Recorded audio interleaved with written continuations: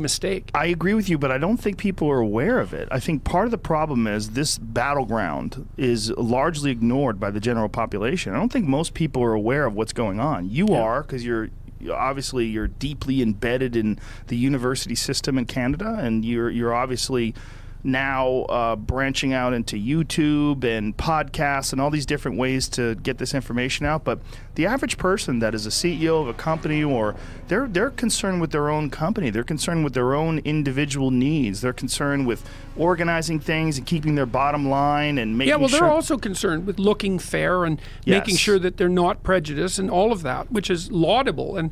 But I just don't think they see the wave coming. No, they don't. They don't see it coming. They don't understand it. And they're incautious about it, but they're going to pay for it. Well, Google is a good example, because now Google is in court on the feminist end for being prejudiced against females, and also on the conservative end for being prejudiced against conservatives. It's like, well, so both camps are after them. And I think, well, why is that? It's like, well, that's what happens when you play identity politics, this tribalism.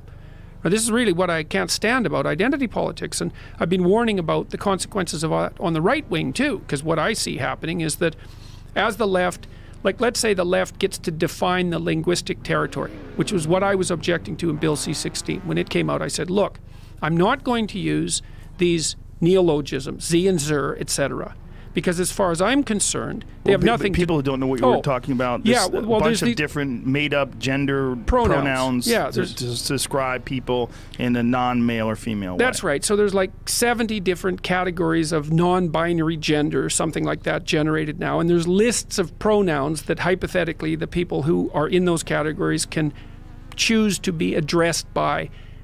And now that has the force of law. And I don't care if they choose to be addressed by those pronouns, whatever. That's up to them and whoever else they can convince or ask or entreat or negotiate with. Fine.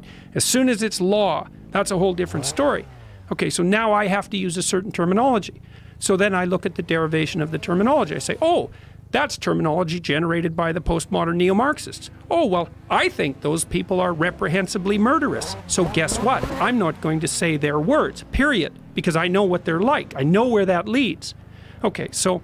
Well, Son, most people think that that's a gigantic step to go from saying you don't want to say Z or Zer or any of these made-up gender pronouns to these are murderous people. Mm-hmm. The ideology is murderous. The ideology being Marxism. Yeah, absolutely. Well, Jesus, how much proof of that do you need? Right, but that's most people don't understand Marxism. When you're saying this, when you were so adamant about it, I had to start reading about it myself, and I had to start doing a lot of research about it myself.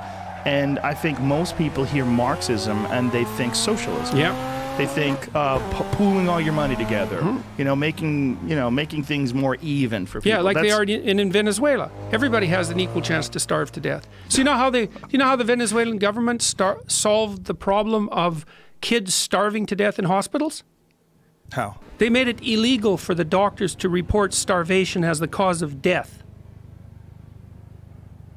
Right. Wow. That's Venezuela in a nutshell. Yeah, everyone's equal there. They all have the same number of bones to gnaw on.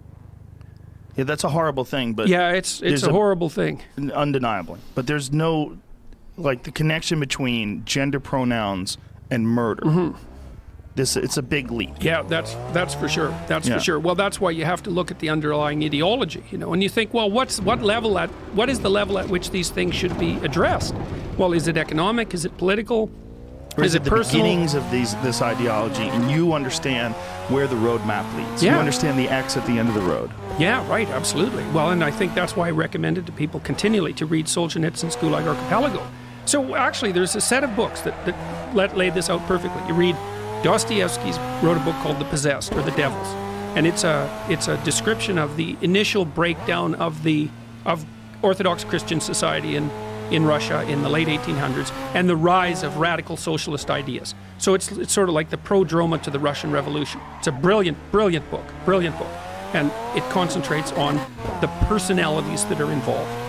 And then if you read after that, Solzhenitsyn's Gulag Archipelago, where he details what he does in that book is quite remarkable. So he says, look, there were tens of millions of people killed from 1919 to 1959 in the Soviet Union, and as a consequence of internal repression. And it's so dreadful that words can't do it justice. I mean, it's absolutely dreadful what happened in the Soviet Union. I mean, just for starters, 6 million Ukrainians died in the 1930s because of enforced starvation. In fact, in the 1930s, here's how terrible it was. So all the food that the collective farmers, newly collectivized farmers, had produced, which wasn't very much, by the way, was taken from them and brought to the cities. So all the farmers starved to death. Now here's how draconian it got. So let's say you were the mother of some children, and all your grain had been shipped off to the cities, and you thought, well, I'm not going to have my children starve to death. I'm going to go out in the field, and I'm going to, on my hands and knees, and I'm going to pick up the grains that are left over that the harvesters didn't get, and I'm going to feed those to my kids. That was punishable by death. You were supposed to hand in those extra bits of grain so that they could be shipped to the city as well. So that was just the beginning of the fun in the Soviet Union. And what Solzhenitsyn did was say, look, this wasn't a consequence of the Marxist system gone wrong. This was a consequence of the Marxist system. It was an inevitable consequence of the axioms of the Marxist system. And then he lays that out, and it's, well, I think he got it right. And what is that connection? Why he won the Nobel Prize. But what is the connection? How much tyranny you have to impose in order to produce something like equality of outcome. And Thomas Sowell's talked about this a little bit too. He said, what the people who are agitating for equality of outcome don't understand is that you have to cede so much power to the authorities, to the government, in order to ensure equality of outcome that a tyranny is inevitable. And that's right. And the other another problem with equality of outcome, this is also a big technical problem, is like, well, what measure of outcome? You know, there's lots of outcomes, like how happy are you? How much pain are you in? How healthy are you? How much money do you have? How much opportunity for movement forward do you have? What's the width of your social connections? Like, what's the quality of your friendships? Do you have exposure to art and literature? Like, you know, you can multiply the number of dimensions of evaluation between people innumerably, right? Because there's all sorts of ways to classify people. You're going to get equality of outcome on every one of those measures? Is like everyone going to have to be equally happy in their relationship? And if not, why not? Why stop with economic? Why stop with pay? There's no place to stop. So, and that's a huge technical problem. Because there is no place to stop, there will be no stopping. It's like nobody can have anything else. Nobody can have anything that everyone else doesn't have at the same time. That's the ultimate outcome of equality of outcome. Well, you think about what that would mean. It's terrible. Well, instantly you think, oh, well, there's nothing but a tyrannical system could impose that. Have you ever debated a Marxist supporter? Have you ever debated someone who is pro-equality of outcome? No, they don't debate me. Well, the closest thing I think was to that was the debate I did at the University of Toronto about the Bill C-16 issues. But they didn't actually have a debate. They had a forum, which is the postmodern equivalent of a debate. It's supposed to be friendlier, I suppose. But no, I haven't, because people don't do it. They don't ask me to do it. But what is it about that idea or that ideology, about Marxism, that's so attractive to young students and to university professors? Oh, that's a good question. I think it goes back to the issue of inequality. And this is something that has to be dead seriously addressed. It's like, you might say, well, why is the left wing necessary? Let's put it that way. So, and then a subset of that would be, well, why is the left wing attractive? Well, the left wing is necessary because inequality does spiral out of control. And so there has to be a political voice for the dispossessed.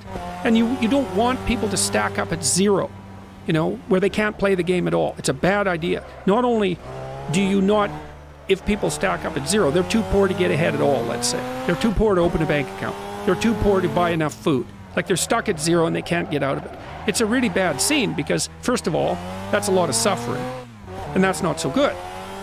Second of all, well, at least in principle, a lot of those people might be, might have something to offer the world, or their children might, and you want to open up avenues of opportunity to them so that they can succeed, but so that everyone else can benefit from their success.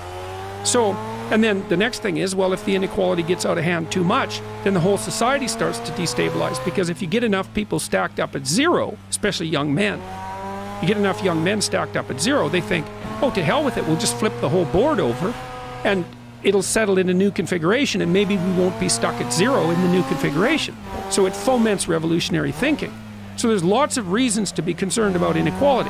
And so you need a voice on the left to say, look, we got to parameterize the tendency towards inequality so that it doesn't destabilize the entire society, so that everybody has an opportunity to advance. Like, yes, right, you need that. Okay, so that's the technical reason for the necessity of the left. And then I think it's, really, do we need an explanation for that? It's like, you've had a lot more time to make money. How would that be? That's the explanation. So that's one of the big drivers of inequality. It's just simply age. But it's not obvious that the old rich people have an advantage over the young starting out people.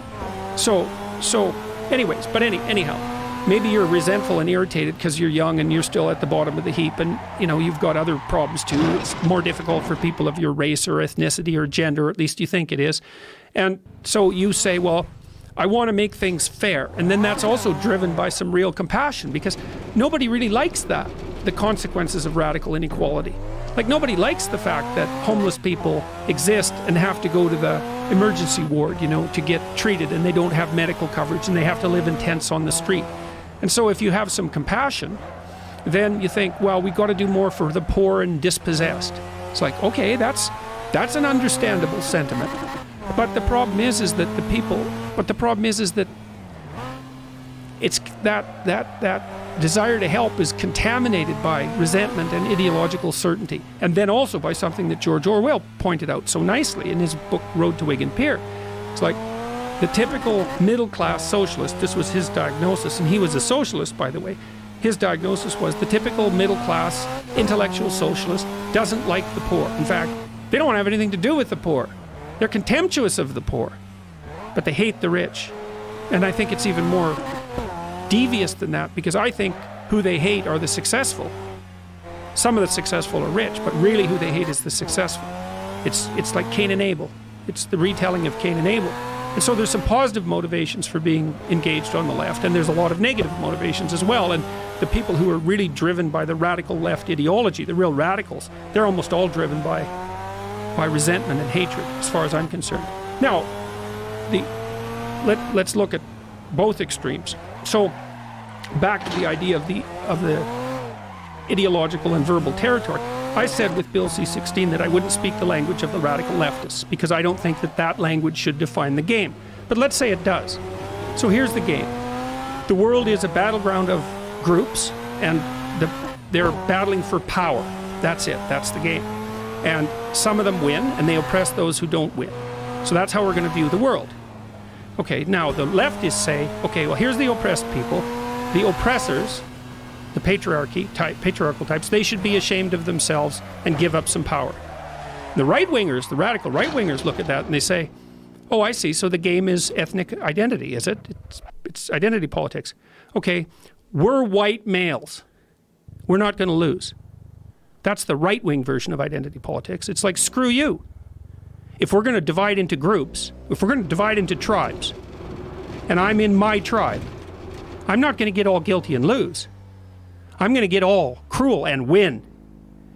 And that's like, then you think, well, there's people in the middle. They're kind of looking back and forth.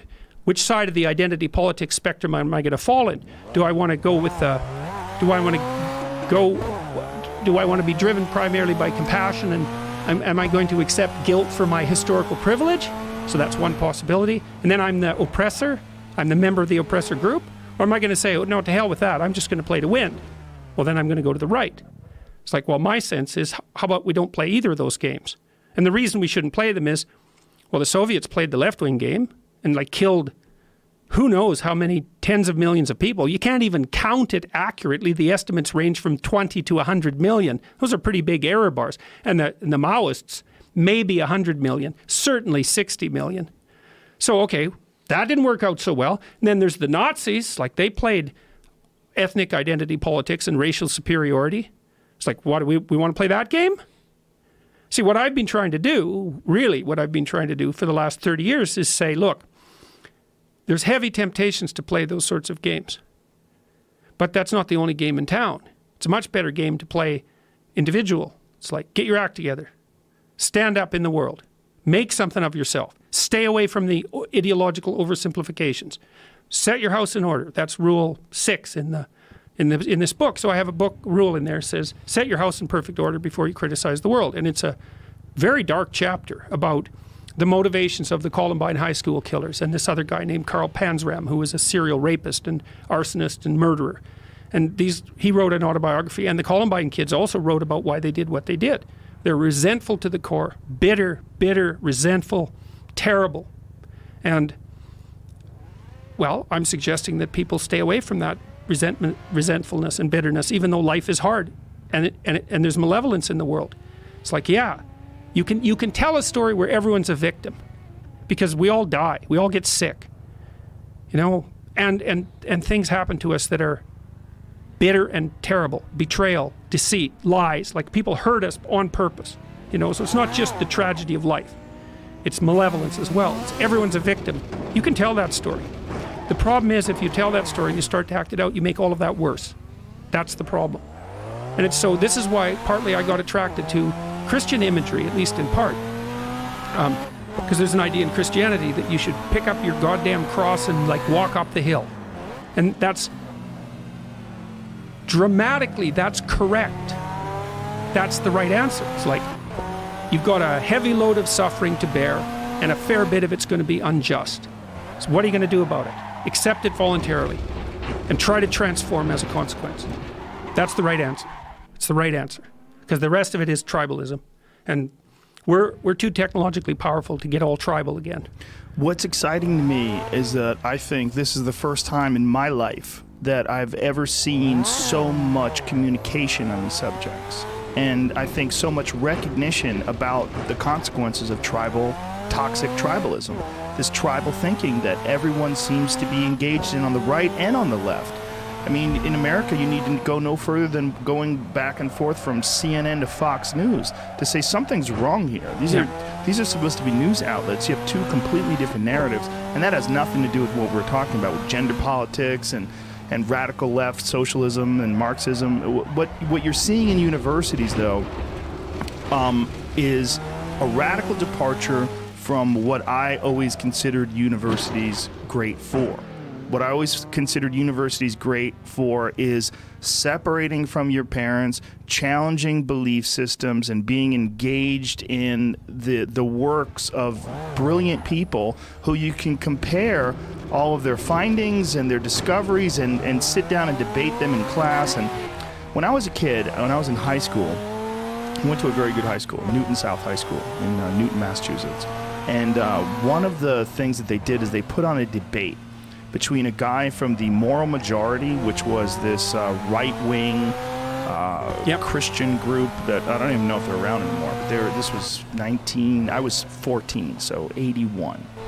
And Barney Frank, who was that congressman, is now one of the first openly gay guys in Congress, and you got to watch these two people in this auditorium debate their points. And this Moral Majority guy had this, you know, right-wing Ronald Reagan sort of point of view, and Barney Frank, who's kind of crazy. He's got busted in some male prostitute scandal, but the gay community, that's not that big of a deal. And just Barney Frank took him apart. It was brilliant to watch, but it was a real debate. It was fascinating, and you got to see a mediocre mind versus a great mind, and you got to see this little thing, and I was like, wow, this is, and it's one of the things that's always attracted me about the idea that two people with differing viewpoints can get together in front of a neutral audience, and these people can sort of decipher which way these people are thinking and why they're thinking. Yeah, well, and bad as that is, and rife with conflict as that is, the alternative is to separate, as you pointed out, into two camps that don't talk. Yes. And the thing is, the consequence of not talking is that you fight. That's the end game. Because the only way you can stop from fighting with other people is by negotiating with them. And, you know, one of the things that's also interesting, and this is partly why Silicon Valley leans to the left, is that a fair bit of your political preference is determined by your biological temperament. It's strongly influenced. So if you're a creative type who's kind of disorderly, then you're likely to be on the liberal left end of the distribution. And if you're a non-creative type who's orderly, and especially if you're orderly, then you tend to be on the right wing end of things. And so, and well, why is that? Why do those variations exist? Well, they exist because some of the time your best strategy is to do what other people have done and shut the hell up and just do it. Run the algorithm, right? The pathway's already laid clear. It works. Stay in the damn rut and move forward. Okay, so that's the conservative approach. And when things are going right, it's the right approach. The problem is that sometimes it's not the right approach because something has shifted. And so something new has to emerge. And so then there's a bunch of people who are adapted to the new. And those are the entrepreneurial and creative types. And of course, they dominate Silicon Valley because it's a very entrepreneurial, what would you call it? Geography. And so they're going to lean to the left. But they have to understand, people have to understand that the left and the right need each other. The liberals and the conservatives need each other. Liberals start companies. Conservatives run them. And the problem with the conservatives is, well, they can only run a company in one direction because they're conservative. They don't think outside the box. But so if the company is working and the product line is good and everything is stable, like hire some conservatives because they'll maximize efficiency and they'll move down that track. But if the track is no longer going in a good direction because something's changed, the environment's changed, well, then you got to bring in the creative people. And so we need each other. And the only way that we can survive the fact that we're different and the fact that we need each other is by continually talking. We have to talk constantly. It's like, well, how much of what we're doing should we preserve versus how much of what we're doing should we transform? And the answer is, well, we don't know because the environment keeps changing. So what do we do about that? We talk. Now, I was on a CBC, Canadian Broadcasting Corporation interview a couple of days ago, and they took me to task. I tweeted out this invitation to the Keck boys to fill out this program that I developed called Future Authoring, and it helps people make a plan for their life. Boys, yeah, people. Well, they're an online group. They know what it is. They run Kekistan. Yeah. It's this fictional polity. It's a satire of identity politics, essentially.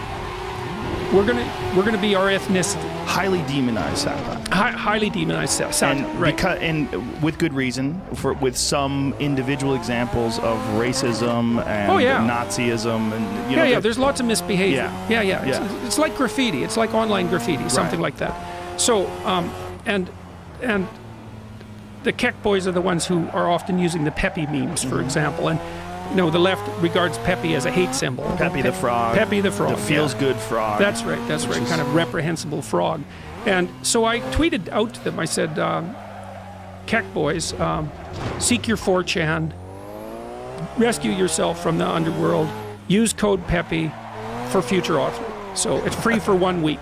So they had to figure out what it meant. And then I showed this picture of Michigan J. Frog, which is the frog from an old Warner Brothers cartoon, dancing frog that wouldn't perform when anyone was watching it. So CBC hauled that out and said, well, look, aren't you like appealing to the radical right? And I said, well, no, what I'm doing, I said, look, these people are attracted by the radical right, although they're satirists and juvenile satirists and graffiti types, and they're playing a weird satirical game. Being naughty. That's exactly what they're doing. They're provoking.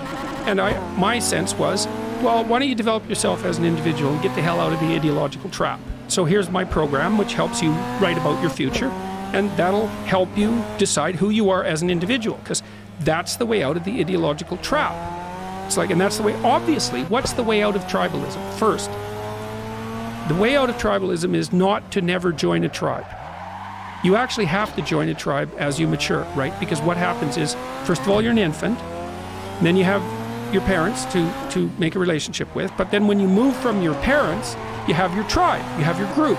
Maybe it's the music you listen to, it's the gang you hang around with, whatever. You have to be socialized into the tribe. You have to, because otherwise you stay a dependent infant. Okay, but now you're socialized into the tribe. Well, is that where it ends? It's like, no. The next thing to do is differentiate yourself from the tribe while still knowing how to behave within the tribe. Well, that's the call to individualism, and that's, I think, what the West got right, is we figured that out. It's like, you're more than you have to be a member of a group, because otherwise you're not socialized, you're not good for anyone. You have to be able to play on a team, man. You have to have team loyalty. Okay, but that isn't where you should stop. You should take the next step and become a fully developed individual. And see, the problem with being just a group member is that it's the problem with conservatism. The group is a fixed entity. It has its rules and its regulations, and if you're a member, that's all you are. But the group can go badly wrong, so the group needs individuals to keep the group alive and revivified. So you have to become an individual so you can revivify the group. And that's the call in the West to heroism, essentially, to a noble way of living, is to develop yourself past your group identity so that you can reconfigure the game when that becomes necessary. And I think that there's a very influential line of developmental psychology pioneered by Jean Piaget that laid that out as a developmental progression. First you're a child, then you're a member of a group, then you're an individual.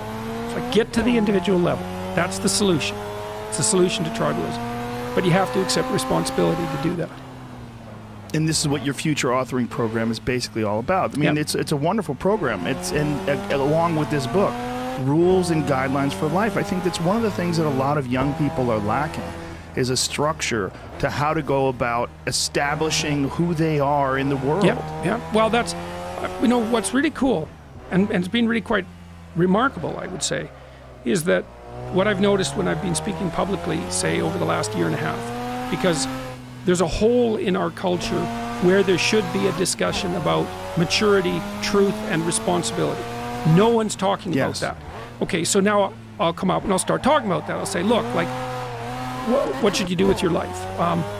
Well, take care of yourself, but take care of yourself in a way that also means that simultaneously you're taking care of your family, and also means that simultaneously you're taking care of the broader community. So that's kind of your goal. So orient yourself towards that. Personal success, but in a way that your success breeds success. Because if you're going to establish an aim, why not establish like a really good aim? That's a good one. It's good for you, it's good for everyone else. Yes. Okay, that'll give your life some meaning. Now make a plan, generate a vision. That's what the Future Authoring Program helps people with. Develop a vision of what your life could be like if it was worth living, despite all its suffering. It's like, what would you need so that you would be happy to be alive? You'd find your life meaningful, so you don't get all bitter and resentful and cruel and hostile and ideologically addled and like murderous and genocidal. It's like none of that. You think real hard. How would you have to configure your life so that despite its suffering and the malevolence that's part of it, that you would regard it as worthwhile? So that's up to you to develop a vision. Then put a plan into practice. And so when I talk to people about this, most of my audiences are young men. It's probably about 65, 35. More and more women are showing up, but that's about what it is right now. The halls are dead silent. You could hear a pin drop because nobody's said so clearly for like 50 years that almost all the meaning that you will need to get you through the hard times of your life is going to be a consequence of adopting responsibility, not of rights and impulsive action, impulsive freedom. Like, fine, rights, yeah, got it. Freedom, no problem. Even freedom to do impulsive things, fine. But that isn't where you're going to find the meaning that keeps you sustained through the storms of life. That's going to be, you take care of yourself, you take care of your intimate partner, you take care of your damn family, you don't run off, you take care of your community, you rescue the wisdom from the past, you stand up straight, and you be courageous despite the fact that life is tragic and tainted by malevolence. It's like that's ancient wisdom, that's what that is. And understanding that there's structure and discipline. And that, I am in a lot of ways both of those things you described earlier. I'm in a lot of ways, my mind I'm creative and I'm always sort of half paying attention to things, but I'm also disciplined. Yeah, right. And it's one of the reasons why I think I so relate to both sides of this issue. Yeah. Because it's also one of the reasons you're successful. Yeah, I could have easily been some hardcore right-wing asshole. I'm a competition-oriented person. Yeah. I've been since I was a child. Yeah. I grew up competing in martial arts tournaments. I mean, and you have to be a hard person to do that. Yeah. You have to understand what discipline is. But before that, I was an artist. I wanted to be a cartoonist. I wanted to do comic books. That's what I wanted to do. I wanted to be an illustrator. If it wasn't for one bad teacher in high school that totally shied me away from art, I probably would have went into that as a living. Mm-hmm. When I look at both sides, I see myself in both sides. Yep, yep. Well, the other thing I've been telling young men is that, and this is something I think that you could relate to tremendously, is I read this New Testament line, well, decades ago, and I could never understand it. The line is, the meek shall inherit the earth. And I thought, there's something wrong with that line. It just doesn't make sense to me. Meek just doesn't seem to me to be a moral virtue. And so I did a series of biblical lectures this year, like 15 of them, and that was also a weird little experience that we can talk about. But I was looking through these sayings, these maxims, and that was one of them. The meek shall inherit the earth. But I've been using this site called Bible Hub, and it's very interesting.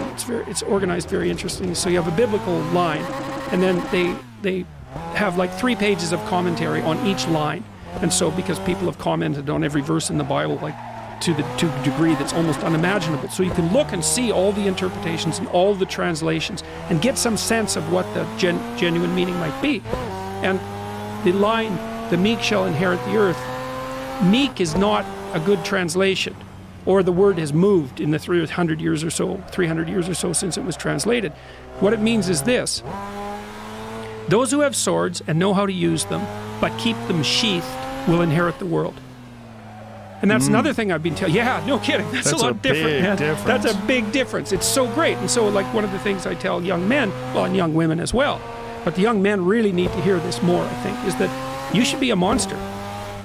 You know, because everyone says, well, you should be harmless, virtuous. You shouldn't do anyone any harm. You should sheath your competitive instinct. You shouldn't try to win.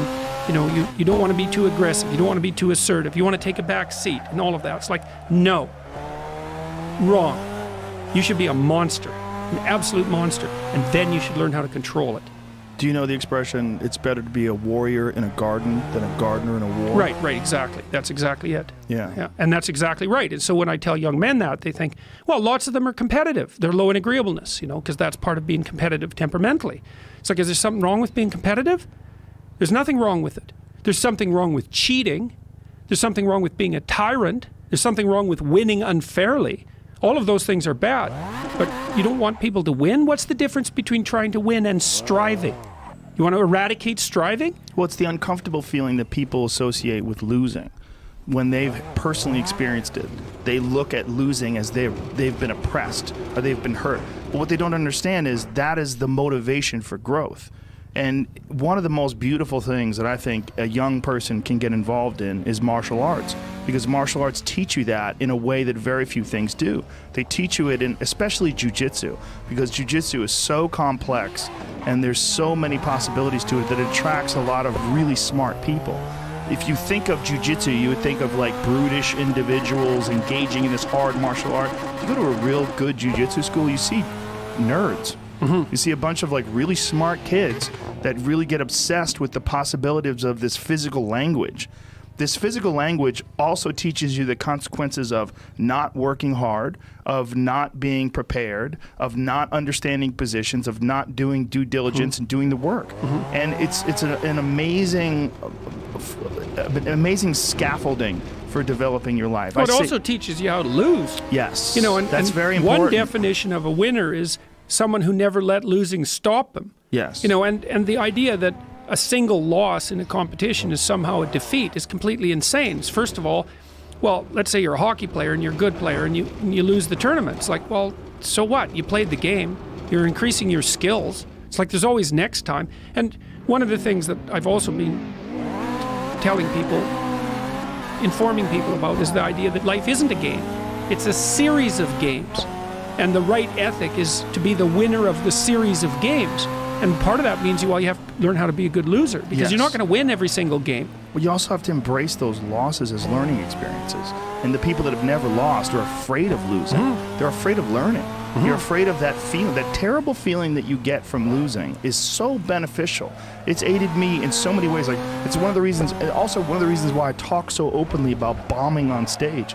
And I do it with other comedians. I always want to tell people, yeah, I'm an established comedian. I've been a comedian for a long time. Let me tell you about like when I was 2 years in, or 5 years in, or 4 years ago. Like, let me tell you about some horrible moments on stage where it went wrong. Just so you understand, like, those things took me to another place. Yeah. Because I realized I don't want to ever feel that feeling again. And so I ramped everything up. And then I went back to work, and I went over my notebooks, and I went over my recordings, and I figured out what I was doing wrong, and I tried to improve upon it. But if it wasn't for that horrible, sick feeling, that's the same feeling you get when you get tapped out in jiu-jitsu class. Same feeling you get when you lose a martial arts tournament or anything else. Losing is important. Well, you might also say, like, let's say that you can pick your level of competition in life to some degree. Okay, so let's say you pick a level of competition where you're always winning. It's like, well, all that means is you've picked the wrong level of competition. Yes. Because, you know, like, let's say you're a grandmaster chess player and all you do is play amateurs, and every night you go home and congratulate yourself on what a genius you are because you just stomp these people left, right, and center. It's like, you're not a genius. You're a dimwit. Right. What you should be doing is playing people who are beating you like, well, as much as you can tolerate. Right. So maybe that's 40% of the time. Maybe it's 60% of the time. But that way, because to be a winner, you want to be disciplined. You want to know what you're doing. And then you want to be on the edge where your skills are being developed. And if you're going to be on the edge where your skills are going to be developed, you're at a place where losing is always a possibility. Because otherwise you're not pushing yourself beyond your current capacity. And so one of the things that I've outlined in 12 Rules for Life is a theory of meaning. Because meaning, as far as I'm concerned, the sense of meaningful engagement is the antidote to malevolence and suffering, essentially. Because you want to have a life that's so engaging that you think, despite the fact that I'm limited and that we're mortal and that life is tragedy and there's evil in the world, despite all that, this is worth doing. And I think that there's a technical meaning that genuinely exists, and that's the meaning that you get when you're in a domain where you have some discipline and some skill. So you're laying out your competence and your ability, but you're simultaneously pushing yourself to develop past where you are. That's really engrossing.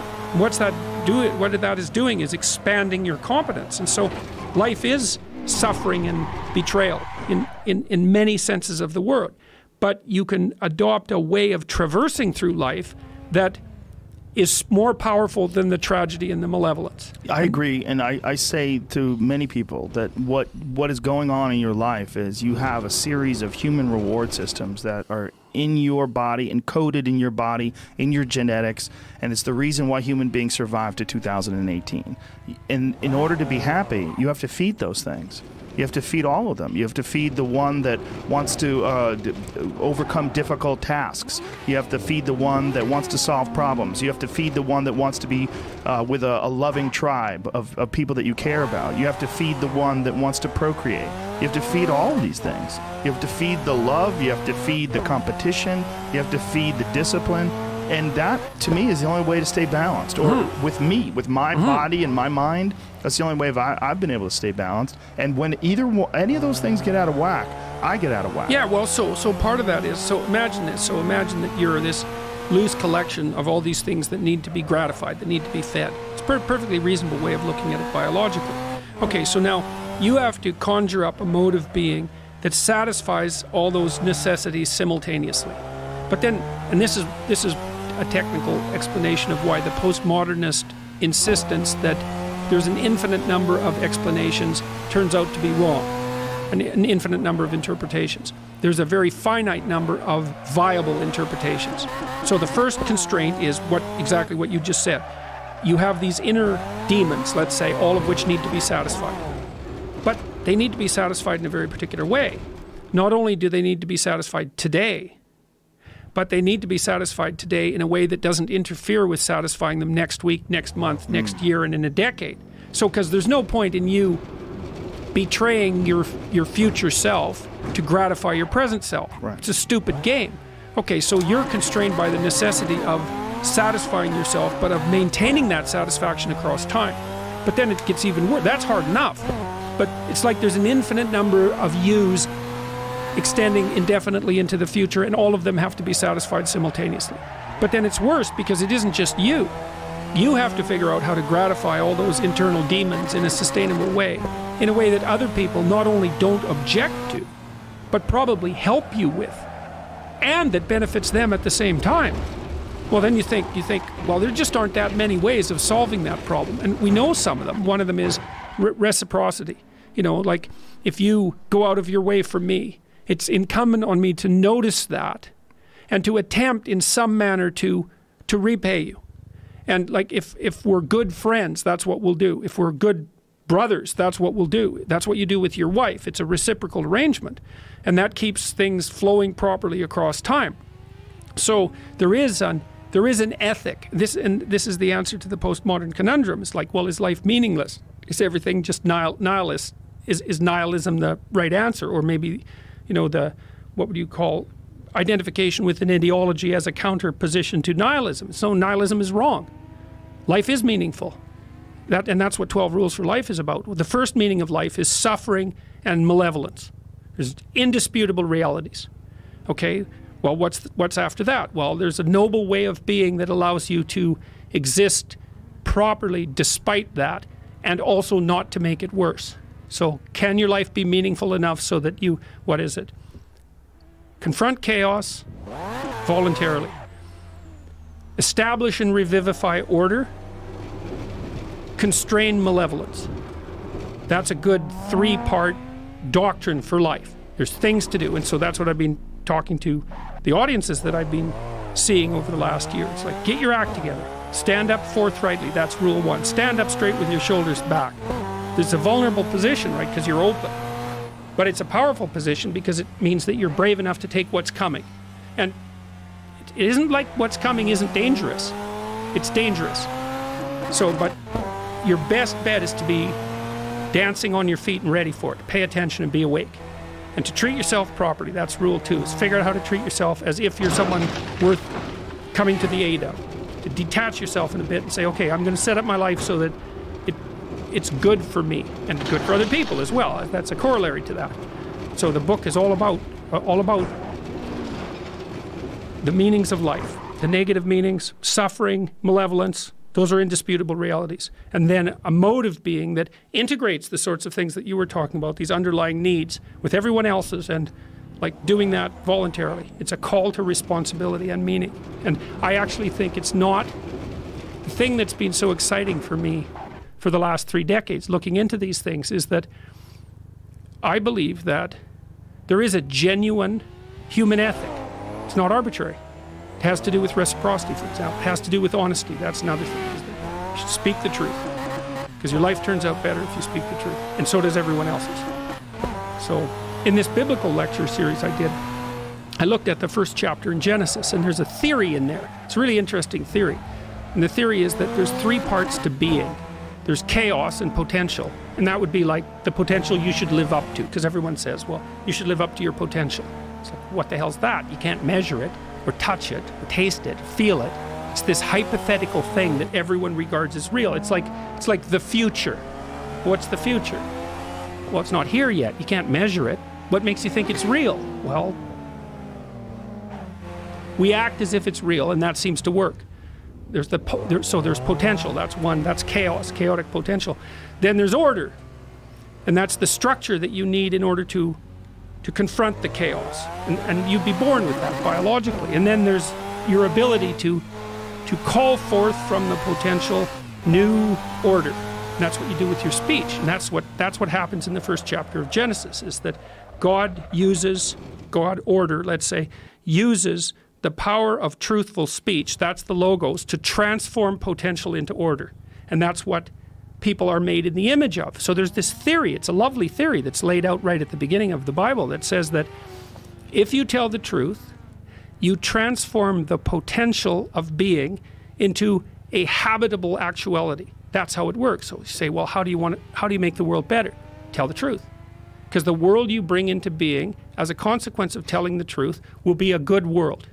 And I believe that's true.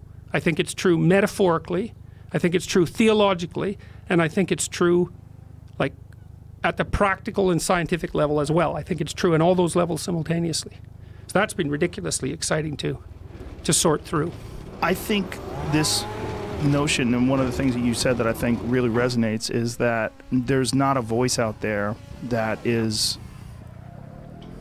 advocating for responsibility, and that is talking about how important this is. And I think this is an inherent principle that most people are kind of aware of, and it feels good to them to hear. Like, it resonates, you feel it. When you're saying this, clean your room, put your house in order. People are like, yeah, how come I'm not hearing this? Right. How come I'm not hearing this? Well, it's so funny, because one of the things psychologists have done for the last 20 years, especially the social psychologists, is push this idea of self-esteem. You should feel good about yourself. And I think, why would you tell someone 20 that? It's like, you should feel good about who you are. It's like, no, you shouldn't. Why should you feel good about who you are? It's like, you should feel good about who you could be. That's way better because you got 60 years to turn into who you could be. But wait a minute. Are you what your accomplishments are, or are you this individual going through this journey? I mean, I don't think there's anything wrong with feeling good about who you are, as long as it's tempered by an understanding of potential and what you have accomplished versus what you can accomplish. Well, I think having confidence is a big part of it. It is. And I'm not saying that people shouldn't have confidence, but like often you take young people, say they're 16 to 22, and they're not really feeling that good about who they are. Right. Because their life is chaotic and in disorder, and they don't know where they're going, and they don't know which way is up. Look, also, there could be bad parenting, oh, God, yes. bullying, yeah. Oh, yes. there could be a lot of abuse going on. And I think that's one of the reasons why that resonates with people, this idea of be happy about who you are. Right. Feel good about who you are. Right, but the thing is, it has to be stated with precision. It's like, yes. It's like you should treat yourself as if you're valuable, especially in potential.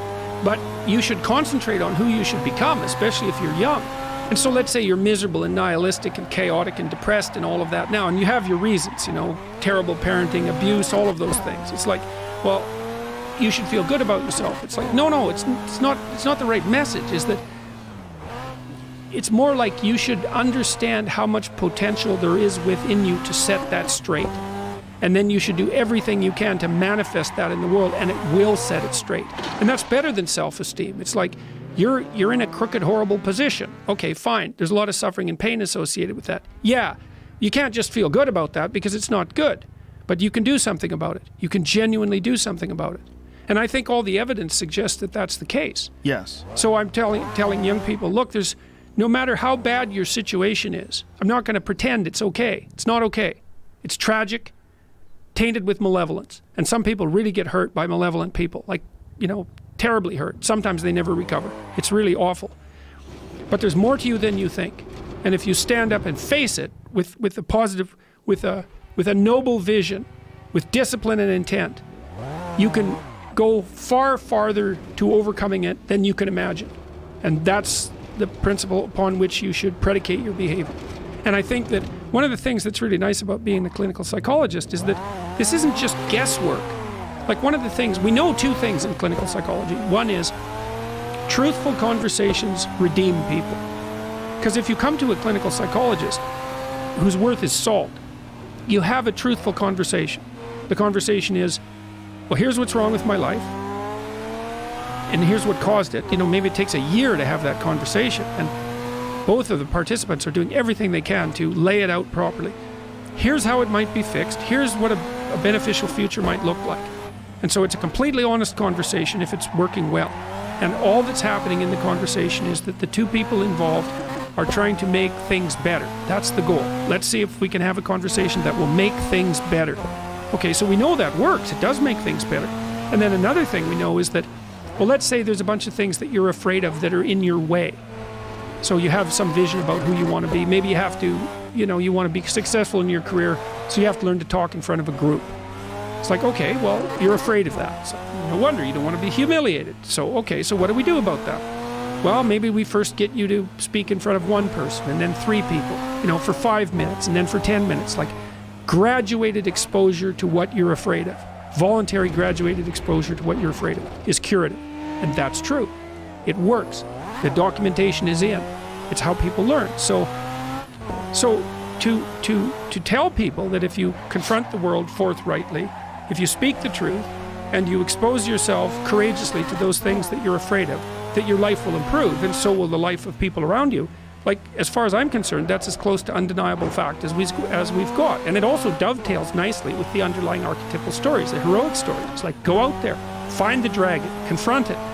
It's a dragon, it might eat you, it's dangerous. But it's worse to cower at home and wait for it to come and devour you.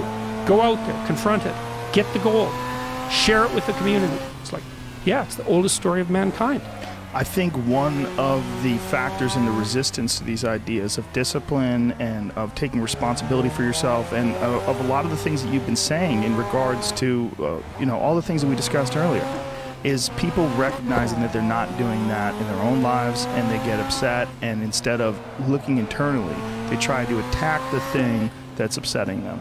They attack your message. They attack the philosophy behind it, rather than look internally and objectively, and having some sort of introspective point of view where you go, okay, am I reacting to this because this resonates? Like I'm missing this aspect of my life? Is this guy, does this diminish me? Or is this guy pointing something out that I can benefit from? Very few people are willing to do that. Very few people are willing to take that critical moment to look at their own behavior and look at their own thought process and wonder if the actual adverse reaction they have to this person's message is because they know that they're wrong. Yeah, well, there's a couple of reasons for that. One is, well, what makes you think that you're someone we should listen to? Right. It's like, hey, Sure. fair enough, you know, Right. so you got to be poked a bunch to see if that's true. And then the next thing is, well, it's painful to understand how much of what you're doing isn't productive. So I'll give you an example. So I've done this a couple of times with classrooms full of students. Usually when I'm lecturing about career development, say, okay, how much time do you waste? So then I get the class to vote. How many of you waste 10 hours a day? It's like 10% of the kids will put up their hands. And it's interesting because I don't define what constitutes waste. I just ask the question. So they're diagnosing themselves, right? I'm not saying you're wasting 10 hours a day. I'm just asking. It's like, given your own attitude, how much time are you wasting? 10 hours a day. It's like 10% of the people put up their hands. Well, when you get to like 6 hours a day, 80% of the people put up their hands. So then we do the arithmetic. It's like, because I like doing arithmetic with people. People hate arithmetic, but I like doing it. It's like, okay, 6 hours a day. It's 42 hours a week. So let's call that a work week, 40 hours a week. So that's a work week. Let's say, what's your time worth? You're a university student. Well, it's certainly worth minimum wage, because obviously, but it's worth way more than that, because if you spend a productive hour when you're 20, then you gain the benefits of that hour for the rest of your life. So there's the compounding effect of time spent when we were young. So I say, well, let's assume your time's worth $50 an hour, which I think is an underestimate, but whatever. Let's call it 50. We can call it 25, but we'll call it 50. That's $2,000 a week you're wasting. It's $100,000 a year. It's like, how much better would your life be if you weren't wasting $100,000 a year? It's like, what is that over 40 years? $4 million. It's like, you're rich. You don't even know it. Quit wasting time. By your own definition. It's like people shake their heads. Oh, I never thought about it that way. It's like, yeah, think about it that way. Don't waste your damn life. And then you think, well, why would people be resistant to that message? It's like, well, you really want to wake up and figure out that you're wasting half your life? And you know, when people do that kind of wasting, they actually hate it. You know, and I've had lots of people come to my clinical practice who were chronic procrastinators. You know, and so they're watching YouTube videos, say, but not ones that are good for them, although sometimes they will do that, but just browsing in that kind of mindless way that you do when you're not paying attention and you're trying to kill time.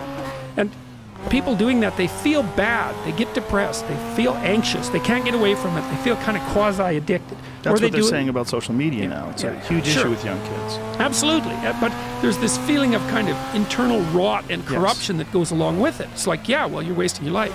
It's like, so it's painful. It's painful to recognize that. Then it's painful to think, oh my God, look how undisciplined I am. I don't know anything. I can't use a schedule. I can't stick to a calendar. I don't have any aims. I don't know anything about the world, right? And maybe there's a part of me that's bitter because I haven't got everything already, and I'd just like to say, to hell with it. That's the recognition of the Jungian shadow. It's like, that's what makes you vicious and untrustworthy. All of that. No one wants to look at that, and no bloody wonder. But hey, the alternative is worse. So the problem is, you say, like, just saying stop wasting your life. Like, I think that's not enough. I think this is one of the reasons why a book like this is so important. Like, the idea of discipline in most people's eyes is like, if you're not a disciplined person, it's uncomfortable, it's going to be painful, it's frustrating, you have to force yourself into these things. It's a muscle. And it's a muscle that has to be developed, and these patterns have to be developed in your own mindset. Incrementally. Yes. Yeah, well, so you're right, just telling people not to waste their lives is not enough, and this is another reason why I've so much enjoyed being a clinical psychologist, because clinical psychologists don't stick with high-level abstractions, especially the behaviors. They're really practical. It's like, okay, you want to get your act together. It's like, well, how about if, let's say you're not studying well, and so we do a real analysis of how much you're studying. You say, well, I go to the library 4 hours a day. It's like, yeah, okay. how much time do you actually study in the library? Well, you know, I waste time. I have to travel there. I look at my phone. It's like, okay, well, how much? 15 minutes? Half an hour? How much is real studying? Well, maybe we figure out it's 15 minutes. Say, okay, so what you're going to do for 1 week is you're going to study for half an hour. That's all. You don't get to go to the library for 4 hours. You have to sit down. We'll figure out a time, 10 o'clock in the morning, whatever. We'll put it in your schedule. Try to study for half an hour, no more. And then just come back and let's have a conversation about how well that worked. And people will come back and they say, well, you know, I managed it 4 days, and one day I went over, and one day I couldn't do it at all. It's like, okay, that's better. Instead of 75 minutes of studying, you know, 15 minutes a day for 7 days, what is that? 15, 70, 105 minutes. You've managed about 210 minutes. So you've already produced an improvement of 50% in your bumbling, horrible way. You've got a 50% improvement in 1 week. It's like, that's deadly. It's like, so in the future authoring program, what we ask people to do is, well, think about your life along 6 dimensions. What do you want for your... So the goal is this. You're going to take care of yourself. You're going to have a life in 3 years that justifies its suffering. That's the goal. So you can invent the damn life, but you have to think what you would be satisfied with, so you wouldn't be all bitter and resentful. It's like, okay, what do you want from your family? What do you want from your friends? How are you going to educate yourself? What do you want for your career? How are you going to use your time outside of work? How are you going to handle drugs and alcohol and other temptations like that? How are you going to keep yourself mentally and physically healthy? And these are open questions. Like, you get to answer them. The idea is you can have whatever you want, but you have to figure out what it is. It has to be realistic, and you have to figure out what it is. It's okay, so now develop a vision. What's your life going to be like in 3 to 5 years? So you write it down. Then we do something else, which is, okay, your bad habits and your resentment and your bitterness and all of that, your procrastination gets completely out of hand, and you auger down, and you're in your own personal version of hell in 3 to 5 years. What does that look like? Well, everyone knows that. It's like everyone can look into the future and think, well, if I keep going on this dark path, this is where I'll end up. Well, then you've got little hell outlined for yourself to run away from, and you got a little heaven outlined for yourself to run towards, and then you're motivated. Because sometimes, you know, you're just hopeful. I would like a good thing to happen. It's like, yeah, but, you know, I'd like to drink half a bottle of whiskey tonight too. It's like, so which is it going to be? Well, just being hopeful about the future might not be enough, but then you think, oh, I see, like, there's that little hell thing that I outlined that's waiting for me. And maybe I'm afraid of taking the next step forward because it's demanding and challenging. It's like, yeah, I'm afraid of that, but I'm way more afraid of where I might end up if I don't get my act together. And people should be. That's why there are conceptions of hell in so many religions. It's like, hell's a real place. Whether it's eternal, that's a whole different question. Whether it's waiting for you in the afterlife, that's a whole different question. But if you've never met anyone in hell, you haven't lived very long. You haven't had your eyes open. Yeah, it's undeniable. That feeling of total, complete misery is undeniable. And yeah, especially when it's compounded by the fact that you know you did it to yourself. Yes. That's the real fun. That's the real fun part. It's like, I'm having a bitch of a time and I richly deserve it. Jesus, that's rough, man. This is another concept that doesn't have a voice right now. This is another, I mean, this is a giant part of being a human being. And instead of identity politics and right versus left, I think these right versus left battles, oftentimes what they are is simply the battleground for the conflicts in your own mind. Yeah. Better to have the conflict in yourself. That's another thing I really learned, well, not only from the New Testament, but a fair bit from that. You know, the idea is that, well, there's evil in the world of all sorts, and some of it's the evil in other people, and some of it's the evil in your brother's heart. But the part of it that you can really do something about, that's the malevolence in your own heart. You can actually do something about that, and that's actually way more useful than you think. So, because if you can face it in you, then you start to understand it, and that also makes you strong enough to identify it and to fight it when you see it in the external world. Plus, you don't do any harm. It's like there's lots of people all over the world going out and doing reprehensible things, and you might say, well, you should go out and protest against them. Then sometimes you should, but most of the time you should think, where am I falling short of the ideal? My own ideal. Doesn't have to be one that someone puts on you. Where am I less than I should be? Where am I bitter? Where am I making the world a worse place than it has to be? Like, you ask yourself those questions, you'll be in for a big shock. You say, well, what would happen if you stopped doing that? That's what 12 Rules for Life is about. It's like, stop saying things that make you weak. Stop telling lies that you know to be lies. Stop doing things you know to be useless and counterproductive. Aim high. adopt some responsibility, and then see what the hell happens. It's like it'll work. And that's what I'm hoping people will do. Yeah, I'm hoping people will do that too. And I think if more people live their life in this sort of a manner, I think we're going to have less differences in terms of our ideologies and more of an understanding that people have different ways of looking at things and different ways of living. And this combat between people, this internal strife that manifests itself in this combat between ideologies, I think you are much more inclined to let other people live their lives if you're living your life in a satisfactory manner. That's exactly it. I have a chapter in there on raising kids. It says, don't let your kids do anything that makes you dislike them. It's like, well, that's first predicated on the observation that you're quite a monster, and it would be better for your kids if they didn't get on your bad side. And like, again, because I'm a clinical psychologist. You keep saying monster. Why do you use that term? Because I've watched families. Like, I've seen families where it's as if every single person in the family has their hands around the neck of the family member that's close to them, and they're squeezing, but only tight enough to strangle them in 20 years. But you're not always using it as a pejorative. You've also used it, you should become a monster. You should be a monster. Yeah, but that's you shouldn't be, it shouldn't be accidental. That's the thing.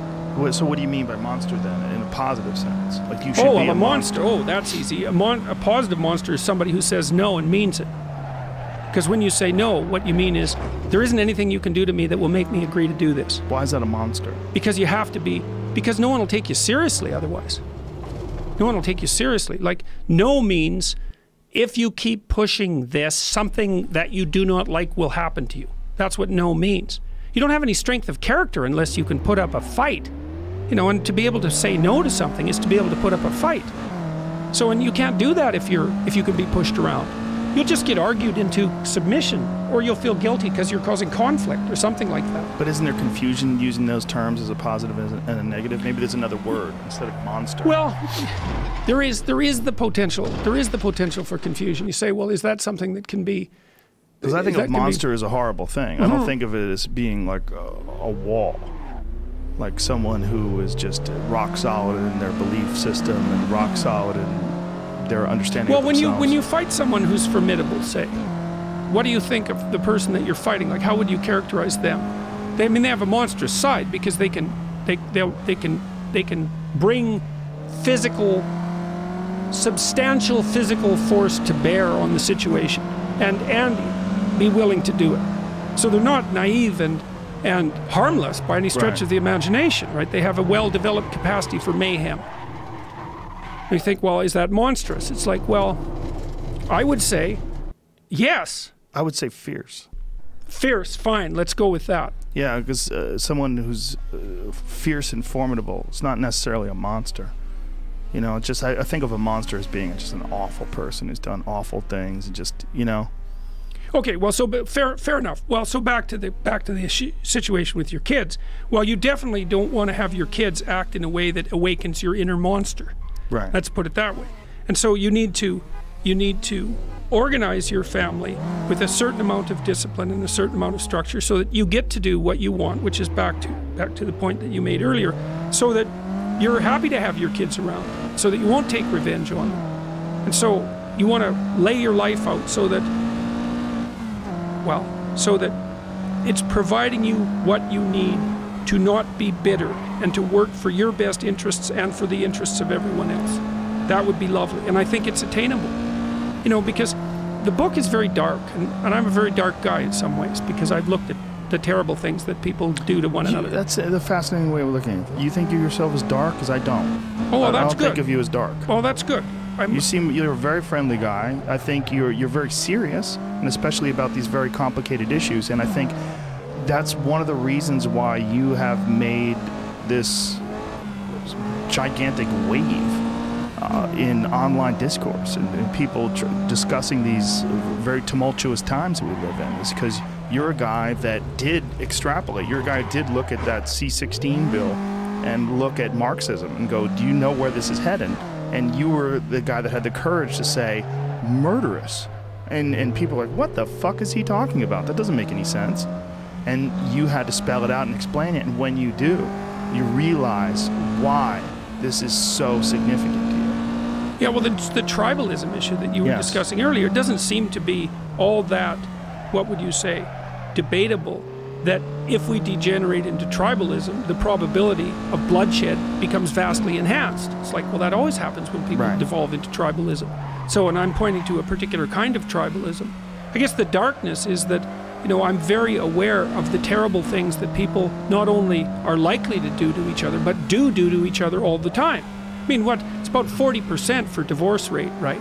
You have to go through a fair bit of ugliness to get to divorce. Canadians are nicer than Americans. Maybe you guys have 40%. Maybe. I think it's we're pretty like similar. 80%. Yeah. I mean, I think actually it's 50% here, somewhere around that line. But yeah, you have to go through a lot. That's And Chris a Rock had a lot joke that's about really that. ugly too, you know. And Chris Rock had a joke about that.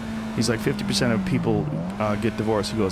He goes, but that's just the people who had the courage to leave. He goes, how many cowards just stay and suffer? And meanwhile, he wound up getting divorced a few years later in a horrible divorce. So, true story. Yeah. Yeah, but it's a good point. Yeah. I think we need more people who are actualized human beings, more people who understand themselves, more people who have gone through adversity, both in real life and personal, in terms of their understanding of their own growth, of their own potential, and their own understanding of how they've managed their life, their mind, their actions. And the more we have people that have personal sovereignty, the better we'll be able to have these conversations. Well, that'd be the hope. You know, one of the things I've been suggesting to people is that they pick something difficult to do. I read this funny little paragraph by Kierkegaard. It was written about 1840, and he was thinking about his role as a student and writer. And he was a student and writer forever. You know, he never really had a career apart from that. And he said that he wasn't one of these people who was capable of inventing something wonderful to make life easier for everyone, like so many people were doing, you know, during the Industrial Revolution. He said, well, maybe I'm one of these people whose benefit to society will be that I will make things more difficult for everyone, because there will come a time when what people want, they don't want ease, they want difficulty instead. And I think, well, that is what people want. That is what they want. You think, well, I want an easy, happy life. It's like, no, actually, that isn't what you want. I think what people want is things that are difficult that they can overcome. Yeah, right. That's right. They want an optimal challenge. Well, that's there's a whole feeling different thing. When you overcome something, when you do something difficult, whether it's, I mean, I've never written a book, but I assume when you write a book, when you're done writing that book, there's a great feeling of accomplishment, because it's very difficult to do. That feeling of for me, it's like when I put together a comedy special, or when I, you know, just anything that's difficult. There's a feeling like I did it. I did it. Yeah, well, one of the mysteries is why that feeling exists. You know, it's not a trivial thing, that. It's to say, I did something difficult and that was worthwhile. Basically, what you're saying to yourself is, well, there was a lot of suffering attendant on that, along with the just general suffering of life, but it turned out that was worth it. That's what you want. It's like you want that sense that you're engaged in something that's worth it. And I say, well, like I'm not a casual optimist about these sorts of things. I mean, one of the things I do in 12 Rules for Life is lay out the rationale that drives people like the Columbine High School